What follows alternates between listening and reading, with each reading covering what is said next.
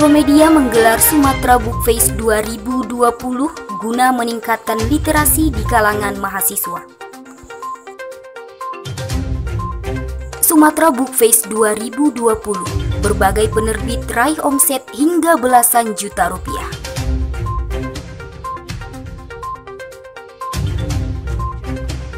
Menteri Pendidikan dan Kebudayaan Nadiem Makarim meluncurkan kebijakan baru yang diberi nama Kebijakan Kampus Merdeka.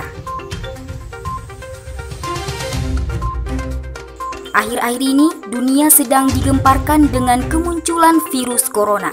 Terus bagaimana tanggapan mereka mengenai virus corona ini? Assalamualaikum warahmatullahi wabarakatuh. Halo sahabat kreatif, kembali lagi bersama kami di program CNews untuk memberikan informasi terkini dan terpercaya. Bersama saya Rizky Fatimah akan menemani Anda beberapa menit ke depan.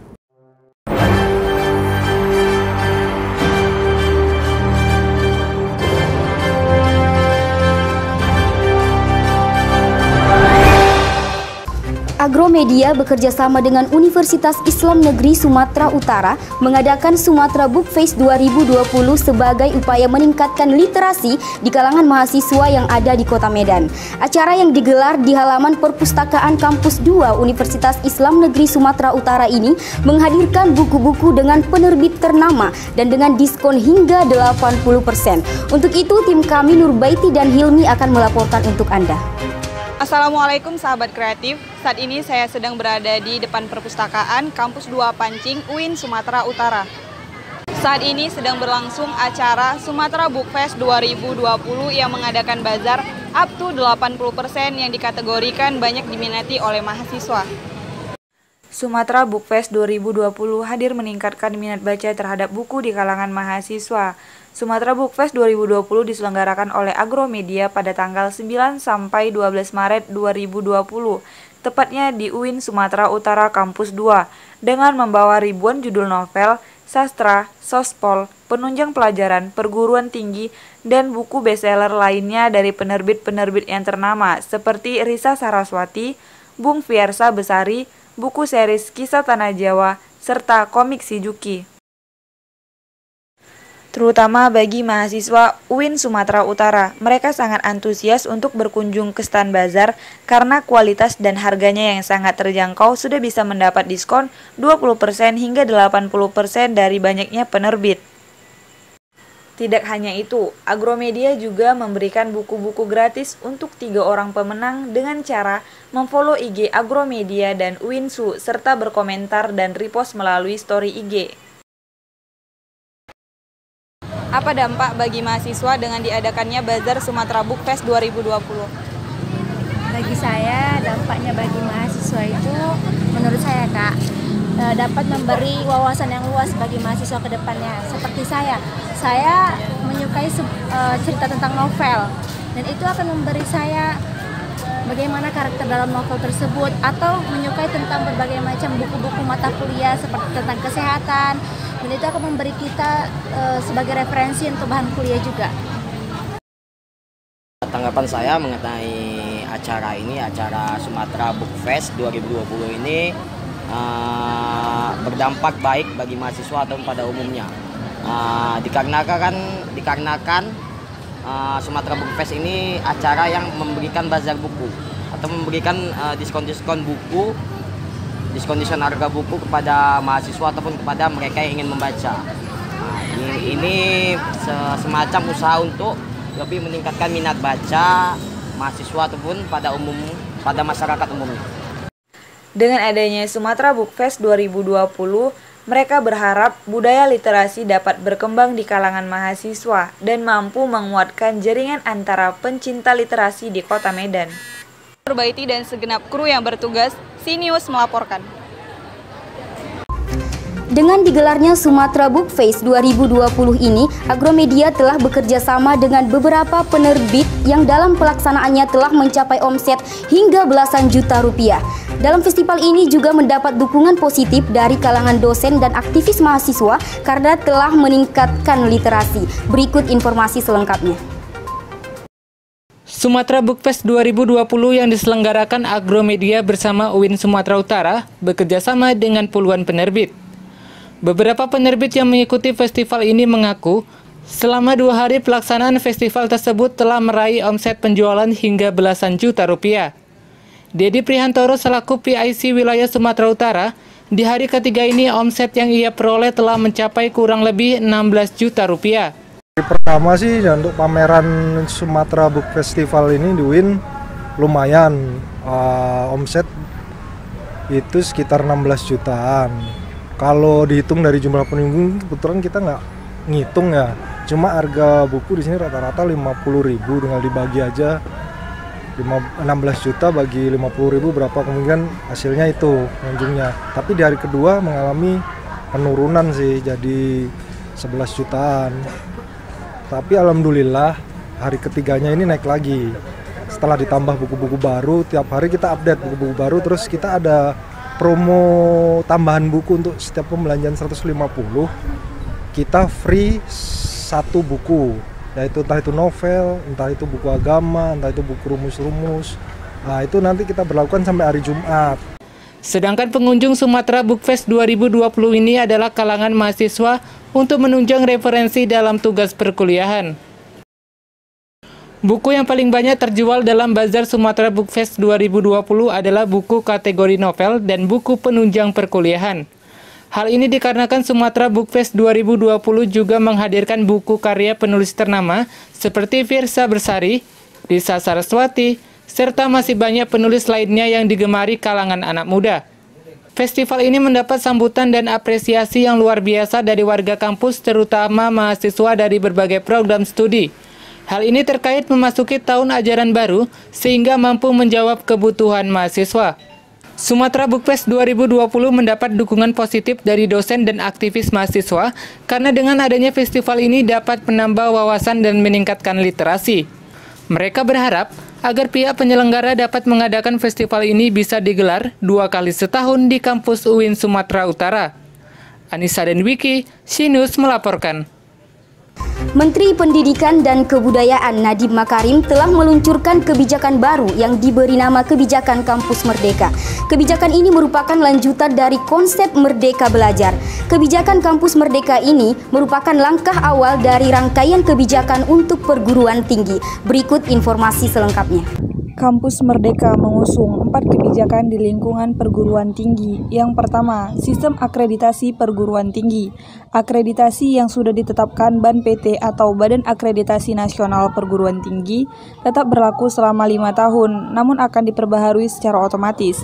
Pengajuan reakreditasi PT dan Prodi dibatasi paling cepat 2 tahun setelah mendapatkan akreditasi yang terakhir kali.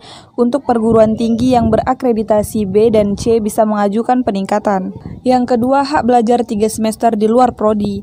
Kampus Merdeka memberikan hak kepada mahasiswa untuk mengambil mata kuliah di luar Prodi dan melakukan perubahan definisi SKS. Mendikbud menjelaskan, terdapat perubahan pengertian SKS.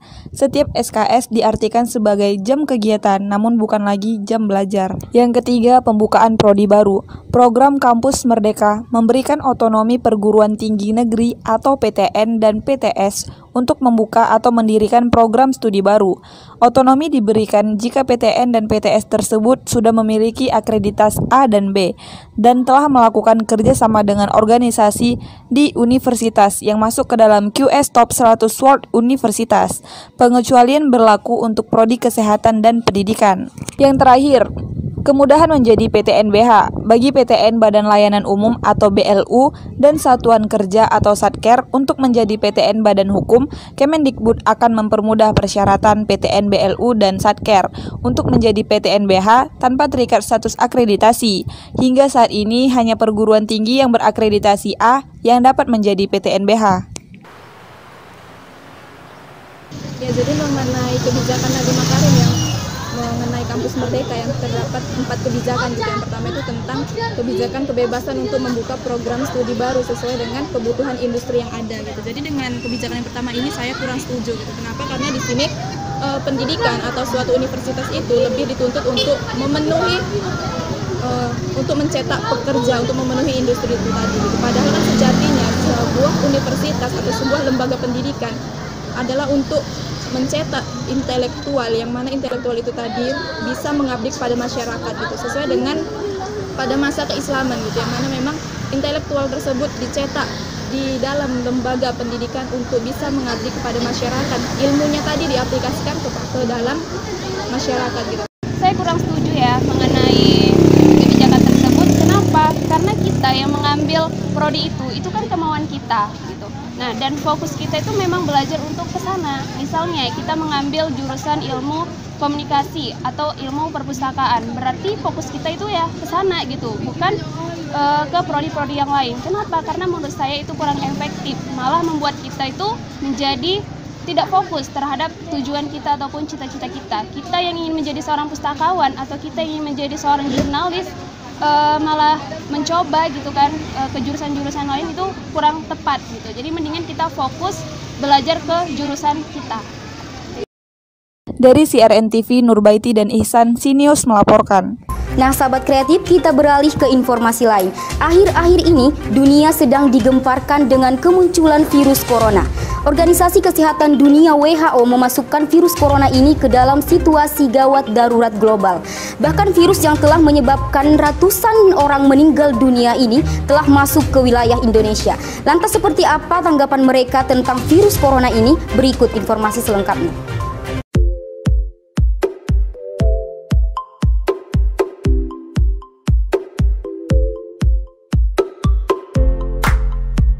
Jadi pendapat saya tentang virus corona ini memang sudah mulai membuat semua orang ketakutan, terlebihnya untuk Indonesia. Karena memang semalam dari berita-beritanya di Indonesia, khususnya juga Sumatera Utara, sudah ada yang terkena. Jadi ini memang saya rasa virus corona ini memang entah dari ciptaan Tuhan ataupun sudah ada yang membuat senjata biologis. Jadi menurut saya itu kan virus corona datangnya dari Cina. Terus pas masuk ke Indonesia ini menurut saya sih memang udah pasti sih virus-virus kayak gitu gampang untuk menyebar ke seluruh negara, apalagi Indonesia. Cuman kita sebagai seorang muslim menanggapi itu sih jangan takut sama virus kayak gitu, karena kalau berdasarkan dari para peneliti mengatakan cara kita mencegah virus corona dengan kita tuh rajin berwudu, rajin cuci tangan kayak gitu. Jadi itu bisa membuat dan membentengi kita supaya kita nggak kena virus corona lagi. Tanggapan saya tentang virus corona di Indonesia, memang virus corona di Indonesia ada 2 masyarakat Indonesia terkena virus corona, tapi saya tidak tahu lokasinya di mana. Menurut saya sih untuk tanggapan mengenai kasus virus corona ini kan makin lama makin menyebar tuh virusnya. Jadi kita tanggapannya pemerintah harus lebih aware untuk masyarakat, gimana penanggulangannya, gimana untuk observasi untuk masyarakat yang terkena maupun yang tidak terkena.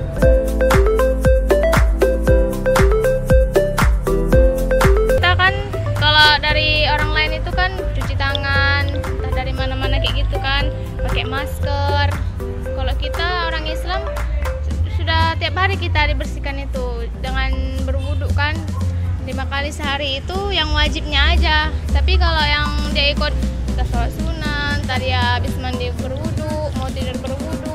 Jadi antisipasinya adalah yaitu kita kalau kita memakan sesuatu harus kita perhatikan kebersihannya, dan untuk membeli makanan di luar kita pastikan kehalalannya juga, dan ketika sebelum kita makan cuci tangan sesuai yang dianjurkan oleh Islam bagi kita, dan untuk keluar kita juga pakai masker kalau bisa yang sudah diakui oleh masker-masker oleh pendidik kesehatan. Jangan masker-masker yang berwarna yang lain-lain, pokoknya yang sudah ditetapkan oleh kesehatan. Jadi antisipasinya itu tadi yang pertama, orang yang terkena virus corona tersebut tetap di wilayah tersebut. Supaya kenapa? Supaya virus corona itu tidak menular. Karena gini, ketika seorang yang punya penyakit virus corona dia pergi keluar dari wilayah tersebut, artinya dia sama dengan menyebarkan virus itu, karena virus itu bisa dari napas, dari jabat tangan, bisa menempel. Jadi ketika orang megang barang itu kan jadi kena kan. Makanya diusahakan seorang yang sudah terkena virus corona sebaiknya tetap di tempat itu, tetap di rumahnya, tetap di wilayah itu. Satu. Yang kedua, bagi kita yang belum terkena virus corona, semoga tidak, rajin cuci tangan, rajin berwudu, dan rajin berdoa supaya nggak kena virus corona. Itu aja sih. Dari kita sendiri melakukan pola hidup sehat saja sebenarnya, pola hidup sehat. Dan untuk warga yang lain juga jangan terlalu takut sih sebenarnya.